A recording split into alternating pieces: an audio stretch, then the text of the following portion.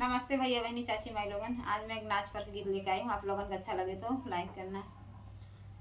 हम भैले खेतवा में ठाढ़ घूमरी हिरा मारई नजरिया। हम भैले खेतवा में ठाढ़ घूमर हिरा मारई नजरिया। आजू के जुगवा में ट्रैक्टर सचरी गई। आजू के जुगवा में ट्रैक्टर सचरी गई। नाही बाहर बरधा के कदरिया घूमर हिरा मारई नजरिया।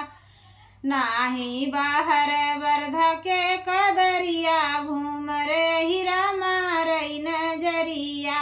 हम भैले कुआना पठाड़ घूमर कहरा मारई नजरिया। हम भैले कुआना पठाड़ घूमर कहरा मारई नजरिया।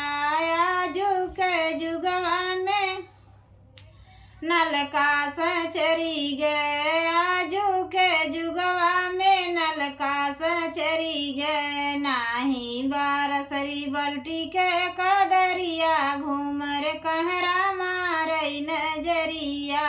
नाही बा रसरी बल्टी के कदरिया घूमर कहरा मारई नजरिया। हम भैले कॉलेजवा में ठाड़ घूमर छोकरा मारई नजरिया। हम भैले कॉलेजवा में ठाड़ घूमर छोकरा मारई नजरिया। आजू के जुगवा में इंग्लिश सचरी गई। आजू के जुगवा में इंग्लिश सचरी गई। नाही हिंदी पढ़ाई के कदरिया घूमर छोकरा मारई नजरिया। नाही हिंदी पढ़ाई के कदरिया घूमर छोकरा मारई नजरिया।